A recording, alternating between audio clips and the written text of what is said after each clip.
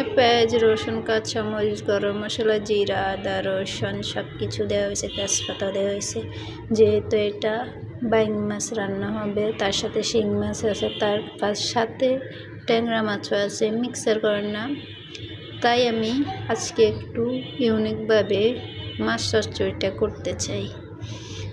এভাবে করে আমার জামাইকে দিব। আসলে সেই গ্রামের মাছ অনেক পছন্দ করে, যেহেতু গ্রামের ছেলে। আর নোয়াখালীর ছেলেরা কিন্তু এমনিতেই গ্রামের মাছগুলোই পছন্দ করে, কারণ তারা ধরা মাছ খায় বা ফজেটো তার নিজেদের। যাই হোক, আজকে রান্নাটা ঠিক এভাবে রান্না করব। আর এটা এভাবে যে আমি রেডি করে রাখলাম, এর মানে এভাবে না যে সবসময় এভাবে রান্না করি না। আসলে ভিডিও করতে হলে সব কিছু একটা একটা করে দেওয়া ঝামেলা। তারপরে ফলাফাইন আছে, এদেরকে নিয়ে মানে অনেক ঝামেলা পড়ে যায়। যাই হোক,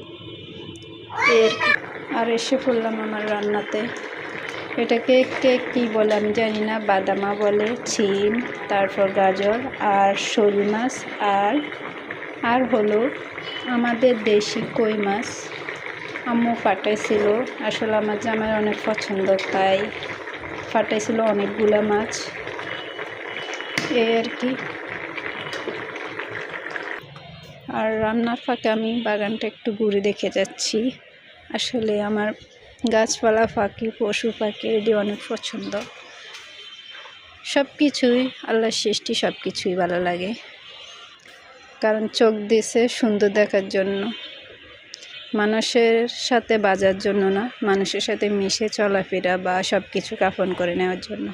যাই হোক, আমি এখন ফিরবো রান্নায়।